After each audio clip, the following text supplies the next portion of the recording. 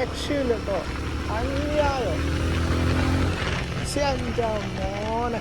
So this will be definitely a top notch in the riding dynamics. ഫ്രണ്ടിലും റിയറിലും വന്നിരിക്കുന്ന disc brake തന്നെയാണ് വന്നിരിക്കുന്നത്. വിത്ത് dual channel ABS support ചെയ്യുന്നുണ്ട്. 40 PS പവറും അതുപോലെ തന്നെ 40 Nm ടോർക്ക് ആണ് ചെയ്യാൻ പറ്റുന്ന രീതിയിലേക്കാണ് സീറ്റിന്റെ കംഫർട്ടും കാര്യങ്ങളൊക്കെ വന്നിരിക്കുന്നത്. 780 mm ആണ് ഇതിന്റെ സീറ്റ് ഹൈറ്റ്. വീൽ ബേസ് വന്നിരിക്കുന്നത് 1440 mm ആണ്. ഗ്രൗണ്ട് ക്ലിയറൻസ് വന്നിരിക്കുന്നത് 169 mm ആണ്.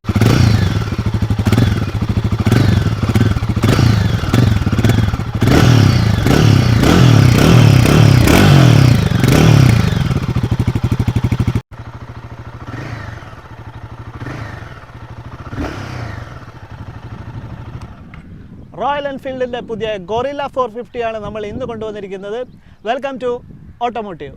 ഗൊറില്ല 450 മെയിനായിട്ട് വന്നിരിക്കുന്ന 3 വേരിയൻസിലാണ്. ബേസ് വേരിയൻ്റ് ആയ അനലോഗ്, മിഡ് വേരിയൻ്റ് ആയ ഡാഷ്, അതുപോലെ തന്നെ ടോപ്പ് വേരിയൻ്റ് ആയ ഫ്ലാഷ്, അങ്ങനെ 3 വേരിയൻസിലാണ് അവൈലബിൾ ആയിട്ടുള്ളത്. ഈ 3 വേരിയൻസിലും 2 കളേഴ്സ് വെച്ചും കളർ കോമ്പിനേഷൻസും അവൈലബിൾ ആണ്.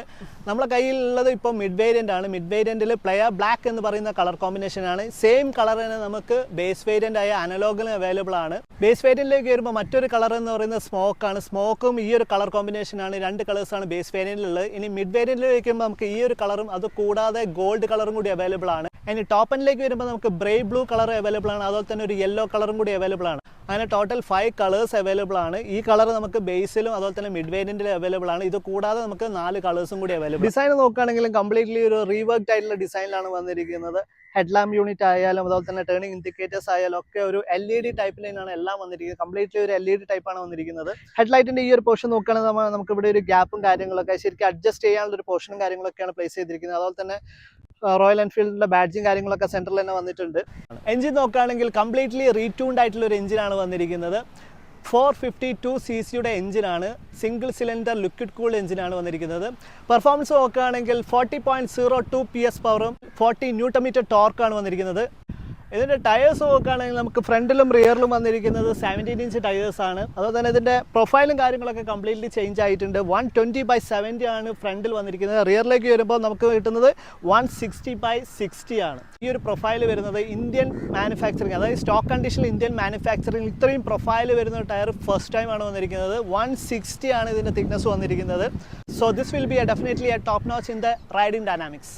ഇതിൻ്റെ സസ്പെൻഷൻ നോക്കുകയാണെങ്കിൽ ഫ്രണ്ടിൽ വന്നിരിക്കുന്നത് 43 mm ടെലിസ്കോപ്പിക് ആണ് വന്നിരിക്കുന്നത്. റിയറിലേക്ക് വരുമ്പോൾ നമുക്ക് കിട്ടുന്നത് മോണോഷോക്ക് ആണ്. ബ്രേക്സ് നോക്കുകയാണെങ്കിൽ ഫ്രണ്ടിലും റിയറിലും വന്നിരിക്കുന്ന ഡിസ്ക് ബ്രേക്ക് തന്നെയാണ് വന്നിരിക്കുന്നത്. വിത്ത് ഡ്യുവൽ ചാനൽ ABS സപ്പോർട്ട് ചെയ്യുന്നുണ്ട്. ഫ്രണ്ടിലത്തെ പ്രൊഫൈൽ നോക്കുകയാണെങ്കിൽ 310 mm, റിയറിലേക്ക് വരുമ്പോൾ 270 mm ആണ്. അതുപോലെ തന്നെ സസ്പെൻഷൻ വന്നിരിക്കുന്നത് ഷോവേൻ്റെ സസ്പെൻഷനാണ് വന്നിരിക്കുന്നത്. ഇനി ഫ്രണ്ട് വീൽ ട്രാവൽ നോക്കുകയാണെങ്കിൽ 140 mm, റിയറിലേക്ക് വരുമ്പോൾ 150 mm ആണ് ഫ്രണ്ട് വീൽ ട്രാവലും റിയർ വീൽ ട്രാവലും വന്നിരിക്കുന്നത്. ഫ്യൂൽ ടാങ്ക് കപ്പാസിറ്റി വന്നിരിക്കുന്നത് 11 ലിറ്റേഴ്സ് ആണ് ഫ്യൂൽ ടാങ്കിൻ്റെ കപ്പാസിറ്റി വന്നിരിക്കുന്നത്. അതുപോലെ തന്നെ ക്ലച്ച് കാര്യങ്ങളൊക്കെ വന്നിരിക്കുന്നത് സ്ലിപ്പർ ക്ലച്ചാണ്.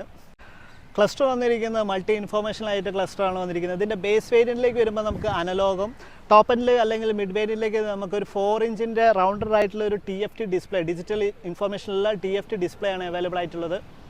അതിൽ തന്നെ നമുക്ക് നാവിഗേഷൻസ് അങ്ങനത്തെ ഒരുപാട് ഇൻഫോർമേഷൻസും കാര്യങ്ങളൊക്കെ ഇൻക്ലൂഡിങ് തന്നെയാണ്. നമുക്കിവിടെ കാണാൻ ട്രിപ്പിൻ്റെ ഡീറ്റെയിൽസ്, ട്രിപ്പ് 1, ട്രിപ്പ് 2, അതുപോലെ തന്നെ ഫ്യൂവലിൻ്റെ റേഞ്ച് കാര്യങ്ങൾ, ഫ്യൂവൽ കൺസപ്ഷൻ, വോൾട്ടേജിൻ്റെ കാര്യങ്ങൾ, സർവീസിൻ്റെ കാര്യങ്ങൾ, എഞ്ചിൻ്റെ ടെമ്പറേച്ചർ, ഒരുപാട് ഡീറ്റെയിൽസും കാര്യങ്ങളൊക്കെ ഈ ഒരു ക്ലസ്റ്ററിൽ നമുക്ക് കാണാൻ പറ്റുന്നുണ്ട്. അതുപോലെ തന്നെ നമുക്ക് ഈ സ്ക്രീന് കാര്യങ്ങളൊക്കെ സ്പ്ലിറ്റ് ചെയ്യാനുള്ള ഓപ്ഷനും കൂടി ഈ ഒരു ഇതിൽ അവൈലബിൾ ആണ്.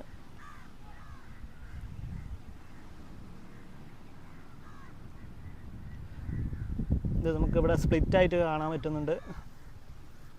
സ്വിച്ചസ് കാര്യങ്ങളൊക്കെ ഓൾമോസ്റ്റ് സിമിലർ ഒക്കെ തന്നെയാണ്. കാരണം റൈറ്റ് സൈഡിലേക്ക് നോക്കുകയാണെങ്കിൽ നമുക്ക് ഇവിടെ കിൽ സ്വിച്ച് കാര്യങ്ങൾ, അതുപോലെ തന്നെ മോഡ്സ് കാര്യങ്ങളൊക്കെ സെലക്ട് ചെയ്യാൻ ഹസാർഡ് കാര്യങ്ങളൊക്കെയാണ് വന്നിരിക്കുന്നത്.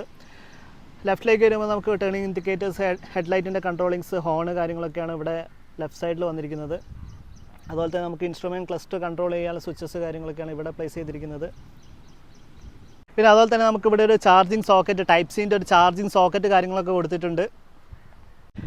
സീറ്റിലേക്ക് വരികയാണെങ്കിൽ അത്യാവശ്യം നല്ല കംഫർട്ടബിളായിട്ട് ഒട്ടുമിക്ക എല്ലാവർക്കും യൂസ് ചെയ്യാൻ പറ്റുന്ന ഹൈറ്റും കാര്യങ്ങളൊക്കെ ഉള്ളവർക്കും അതുപോലെ തന്നെ ഹൈറ്റ് കുറഞ്ഞവർക്കും യൂസ് ചെയ്യാൻ പറ്റുന്ന രീതിയിലേക്കാണ് സീറ്റിൻ്റെ കംഫർട്ടും കാര്യങ്ങളൊക്കെ വന്നിരിക്കുന്നത്.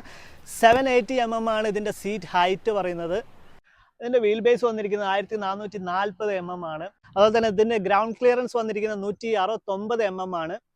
വെയിറ്റ് നോക്കുകയാണെങ്കിൽ കർവ് വെയിറ്റ് നോക്കുകയാണെങ്കിൽ 184 കിലോഗ്രാം ആണ് വെയിറ്റ് വന്നിരിക്കുന്നത്. വിച്ച് മീൻസ് ലൈക്ക് ഹിമാലയായിട്ട് കമ്പയർ ചെയ്യുകയാണെങ്കിൽ ഏകദേശം ഒരു 10-11 കിലോ കുറവാണ് ഇതിൻ്റെ വെയിറ്റ് വന്നിരിക്കുന്നത്.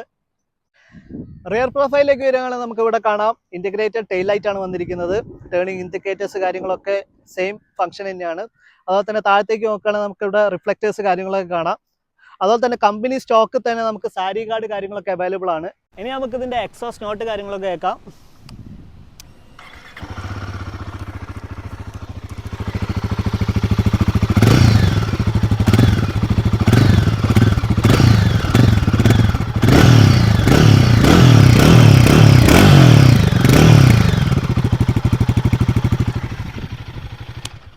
ഇനി ഇതിന്റെ പ്രൈസിംഗിലേക്ക് വരികയാണെങ്കിൽ എക്സ്ഷോറൂം പ്രൈസ് നോക്കുകയാണെങ്കിൽ ബേസ് വേരിയന്റ് എക്സ്ഷോറൂം പ്രൈസ് വരുന്നത് 2,39,000 രൂപയാണ്.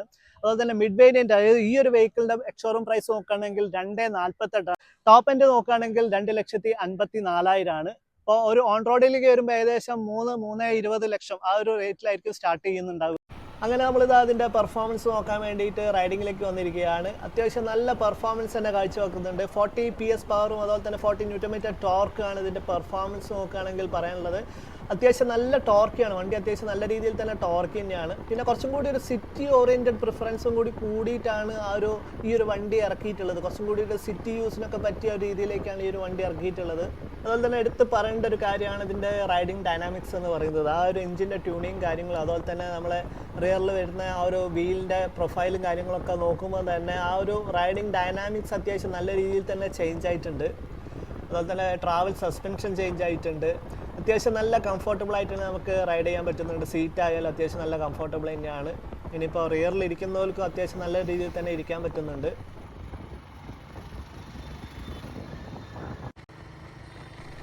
ക്ലച്ചും കാര്യങ്ങളൊക്കെ സ്മൂത്ത് തന്നെയാണ്. അതുപോലെ തന്നെ ബ്രേക്കിംഗ് ആയാലും പെർഫെക്റ്റ് തന്നെയാണ്. യാതൊരു ഇഷ്യൂസും കാര്യങ്ങളൊന്നുമില്ല. പ്രോപ്പർ ബ്രേക്കിംഗ് കാര്യങ്ങളൊക്കെ നമുക്ക് ചെയ്യാൻ പറ്റുന്നുണ്ട്. സസ്പെൻഷൻ ആയാലും പ്രോപ്പർ തന്നെയാണ്. കാരണം 43 mm ടെലിസ്കോപ്പിക് സസ്പെൻഷനാണ് ഫ്രണ്ടിൽ കൊടുത്തിരിക്കുന്നത്. പിന്നെ ഹീറ്റിംഗ് ഉണ്ടോ എന്ന് വെച്ചാൽ ഹീറ്റിംഗ് ഉണ്ട്.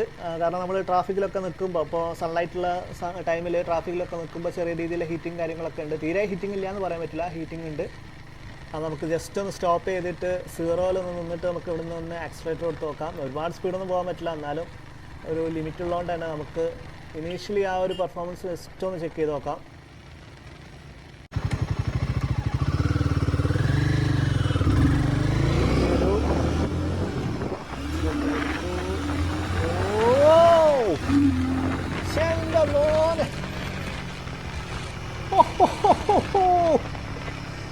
ഒരു രക്ഷയില്ല കേട്ടോ, അന്യായം. മോനെ ഒരു രക്ഷയില്ലാത്ത പവർ ഡെലിവറിയാണ്.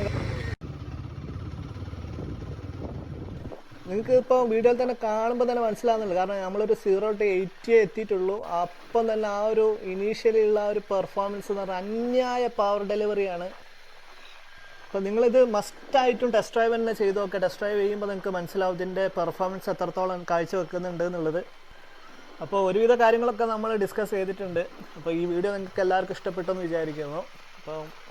അപ്പോൾ ബാക്കി ടെസ്റ്റ് ഡ്രൈവും അതുപോലെ തന്നെ എന്തെങ്കിലും ഡീറ്റെയിൽസ് കാര്യങ്ങളൊക്കെ അറിയണമെങ്കിൽ നേരെ കോൺടാക്ട് ചെയ്താൽ മതി. കോൺടാക്ട് നമ്പർ കാര്യങ്ങളൊക്കെ വീഡിയോയിൽ തന്നെ കൊടുത്തിട്ടുണ്ട്. പിന്നെ നിങ്ങളുടെ സപ്പോർട്ട് എപ്പോഴും കൂടെ ഉണ്ടാവണം. കാരണം നിങ്ങൾ ഇനിയും സപ്പോർട്ട് ചെയ്തിട്ടില്ലെങ്കിൽ ഒന്ന് സബ്സ്ക്രൈബ് ചെയ്ത് സപ്പോർട്ട് ചെയ്യാൻ ശ്രമിക്കുക. അപ്പോൾ ഇനി മറ്റൊരു ടോപ്പിക്കും അടുത്ത വീഡിയോയിൽ കാണാം. അതുവരേക്കും ബൈ.